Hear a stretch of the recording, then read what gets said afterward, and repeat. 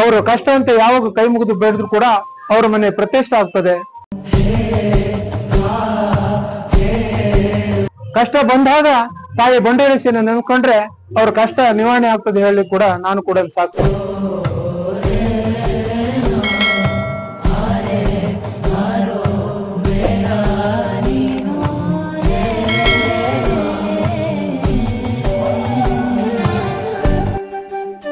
ಉತ್ತರ ಕನ್ನಡ ಜಿಲ್ಲೆಯ ಪ್ರಸಿದ್ಧ ಶಕ್ತಿ ಕ್ಷೇತ್ರಗಳಲ್ಲಿ ಒಂದಾದ ಅನೇಕ ಪವಾಡ ನಿದರ್ಶನಗಳಿಂದ ಜನರ ಕಷ್ಟಗಳನ್ನ ಪರಿಹಾರ ಮಾಡುತ್ತಿರುವ ಹೊನ್ನಾವರ ತಾಲೂಕಿನ ಚಿಕ್ಕನಕೋಡು ಗ್ರಾಮದ ಹೆರಾವಲಿಯ ಶ್ರೀ ಕ್ಷೇತ್ರ ಬಂಡೂರೇಶ್ವರಿ ದೇವಿ ದೇವಾಲಯದಲ್ಲಿ ಜಾತ್ರಾ ಮಹೋತ್ಸವ ಕಾರ್ಯಕ್ರಮವು ಭಕ್ತರ ಸಮ್ಮುಖದಲ್ಲಿ ವಿಜೃಂಭಣೆಯಿಂದ ನಡೆಯಿತು. 5 ದಿನಗಳ ಕಾಲ ನಡೆಯುವ ಈ ಜಾತ್ರಾ ಮಹೋತ್ಸವಕ್ಕೆ ರಾಜ್ಯ ಹಾಗೂ ಹೊರ ರಾಜ್ಯದಿಂದ ಭಕ್ತರ ಸಮೂಹವೇ ಶ್ರೀ ಕ್ಷೇತ್ರಕ್ಕೆ ಆಗಮಿಸಿತು.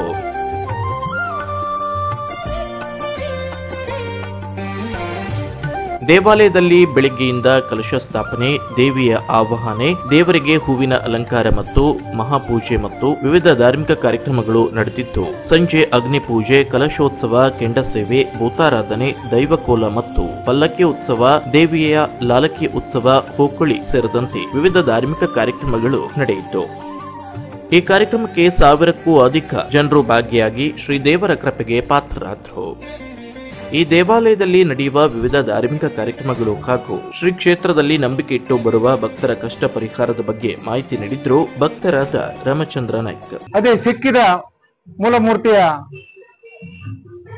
ಸಿಕ್ಕಾದ ನಂತರ ಈ ಕ್ಷೇತ್ರದಲ್ಲಿ ಅದೇ ಮಾರನೇ ವರ್ಷ ಜಾತ್ರಾ ಕಾರ್ಯಕ್ರಮ ಸ್ಟಾರ್ಟ್ ಮಾಡಿದ್ದೇವೆ.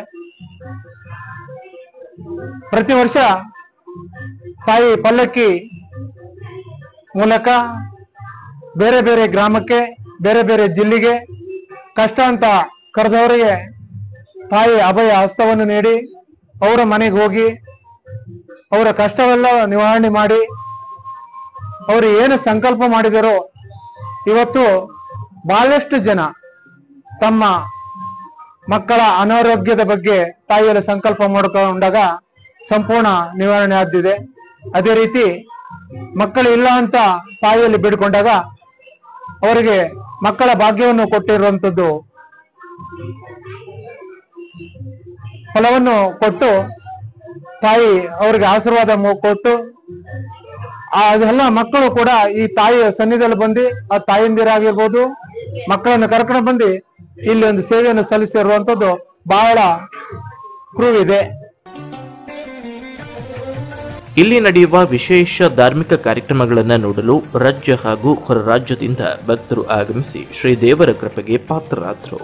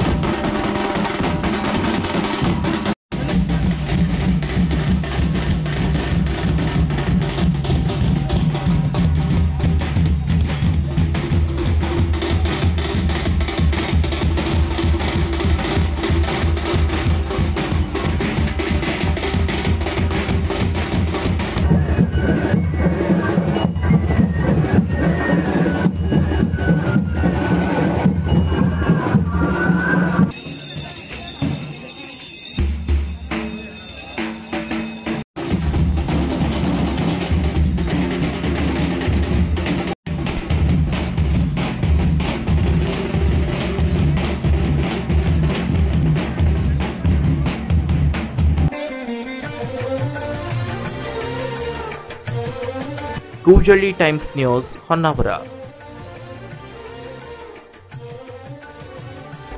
ಸುದ್ದಿ ಹಾಗೂ ಕುತೂಹಲಕಾರಿ ಮಾಹಿತಿಗಾಗಿ ಕೂಜಳ್ಳಿ ಟೈಮ್ಸ್ ಚಾನೆಲ್ಗೆ ಸಬ್ಸ್ಕ್ರೈಬ್ ಆಗಿ, ಪಕ್ಕದಲ್ಲಿರುವ ಬೆಲ್ ಐಕಾನ್ ಅನ್ನು ಪ್ರೆಸ್ ಮಾಡಿ.